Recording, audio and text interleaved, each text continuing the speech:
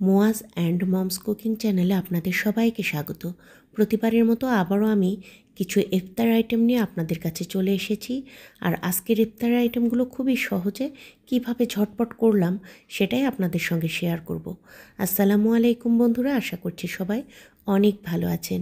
আমি জাকিয়া সুলতানা পাঁচবিবি থেকে বলছি। তো বছরের প্রথম নতুন ছোলা এনেছে বাসায়, সেটা আমি খুব সুন্দর করে সারা রাত ভিজিয়ে রেখেছিলাম।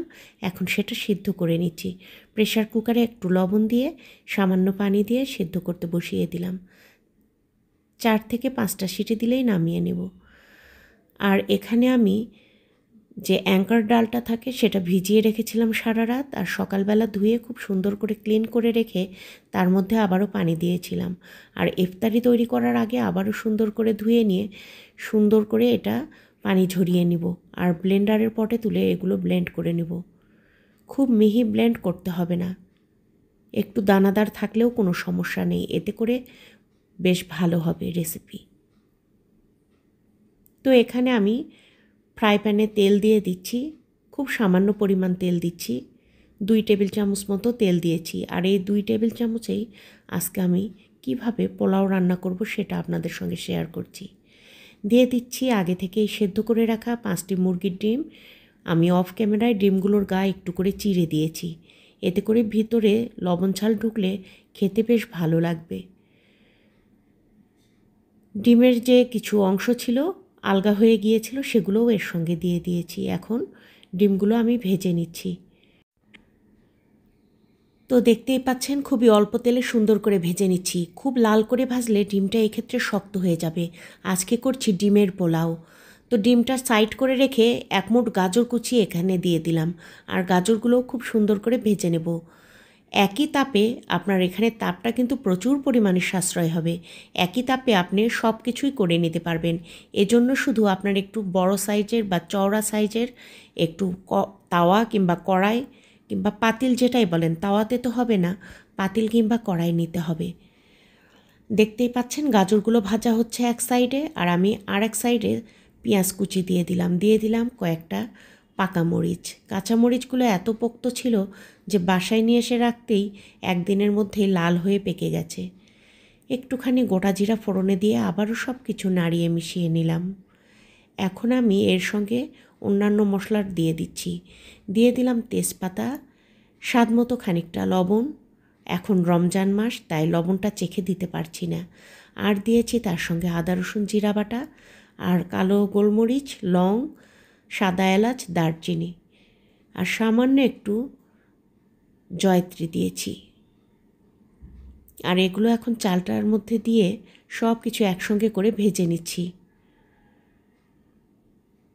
এরকম করে পোলাও রান্না করলে খেতে যেমন সুস্বাদু হয়, তেমনি পোলাওটা খুবই কালারফুল হয়। ফ্রাইড রাইসে হয় কি, চালটা 80% সেদ্ধ করে তুলে নেওয়া হয় ছেঁকে, এতে করে কিন্তু চালের পানিটার সঙ্গে ফ্লেভারগুলো চলে যায়। চিনি গুঁড়া চালের যে সুগন্ধি, চিনি গুঁড়া চালের যে ফ্লেভারটা আছে, এটা কিন্তু এই রকম পোলাও রান্না করলে ভেতরে থেকে যায়। এতে করে স্বাদ, গন্ধ এবং গুণমান সব কিছু বজায় থাকে। তো আমি এখানে চালের পরিমাণ পানি দিয়েছি। আর বলে রাখা ভালো, এখানে আমি 1/2 কেজি চিনি গুঁড়া সুগন্ধি চাল ইউজ করেছি, আর এখানে 1 কেজির একটুখানি বেশি পানি দিয়েছি, সামান্য একটু বেশি পানি দিয়েছি। আর তার সঙ্গে ফ্রোজেন করা মটরশুঁটি মিশিয়ে দিয়েছি। চুলার জালটা এতক্ষণ মিডিয়াম ছিল, এখন চুলার জালটা একদম লো করে দিয়েছি, দিয়ে খুব ভালোভাবে মিশিয়ে নিচ্ছি। চালটা কিন্তু আধা ফোটা হয়েছে, এখন 50% ফুটেছে, আর চালের নিচের দিকে এখনও অনেকটা পানি আছে, ওই পানিতেই চালটা ফুটে যাবে। চুলার জালটা একেবারেই লো করা আছে।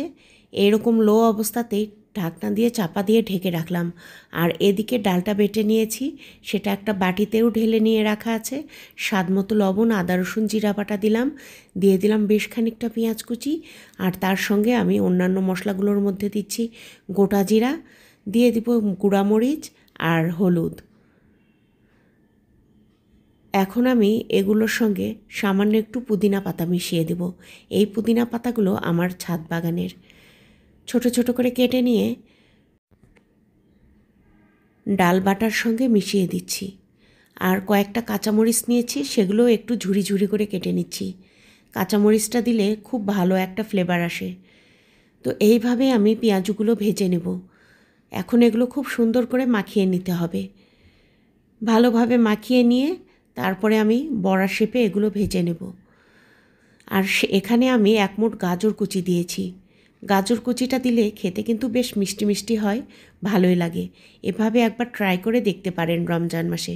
এখন প্রচুর গাজর পাওয়া যাচ্ছে আর গাজরে থাকে বিটা ক্যারোটিন। আর দেখতেই পাচ্ছেন আমি এটা 2 ভাগে বিভক্ত করে নিয়েছি। এটা আমি 2 দিন আমি ভেজে নেব। এটা দিয়ে পেঁয়াজু বা বড়া যেটাই বলেন ভেজে নেব। আর পোলাওটা এই ফাঁকে হয়ে গেছে। পোলাওটা আমি খুব সুন্দর ঝরঝরে করে রান্না করে নিয়েছি। দেখুন একদমই ঝরঝরে, আর মাঝখানে কিন্তু সামান্য একটু সাদার মতো দেখা যাচ্ছে। আর এত গরম হাতে নিয়ে ভালো করে দেখাতেই পারছি না। একটা যে দেখাচ্ছি যে সামান্য একটু সাদার মতো, বুঝতে পারলেন? এটা ঢাকনা দিয়ে চাপা দিয়ে কিছুক্ষণ ঢেকে রাখলেই একদম ঠিক হয়ে যাবে। সেটা সাদা অংশটা একদমই থাকবে না, পারফেক্টভাবে ফুটে যাবে আর ঝরঝরে হবে। তাই ঢাকনা দিয়ে রেখেছি। আর 2 ভাগে বিভক্ত করে নিয়েছি, দেখতেই পেলেন ডাল বাটাটা।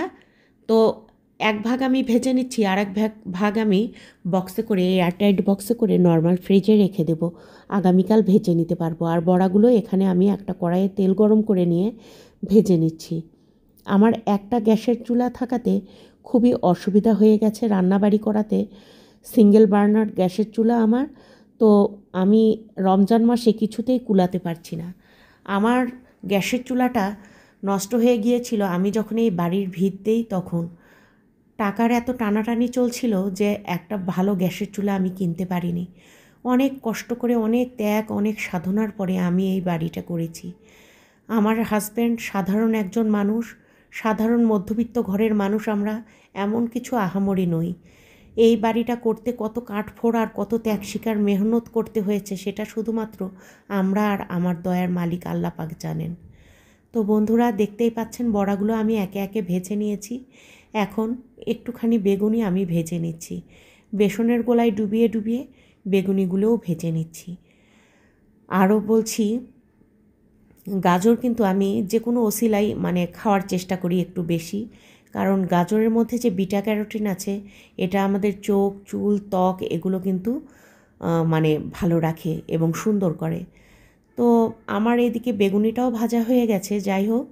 আর আমি এখানে পেঁয়াজ, রসুন থেতো করে দিয়েছি, কাঁচামরিচ দিয়েছি, সব কিছু দিয়ে একটু যে গোটা জিরা ফোড়ন দিয়েছি, আর একটুখানি বেরেস্তা এখান থেকে উঠিয়ে নিলাম। নিয়ে সব কিছু ভেজে নিয়ে এর সঙ্গে দিয়ে দিচ্ছি আদা রসুন জিরা বাটা।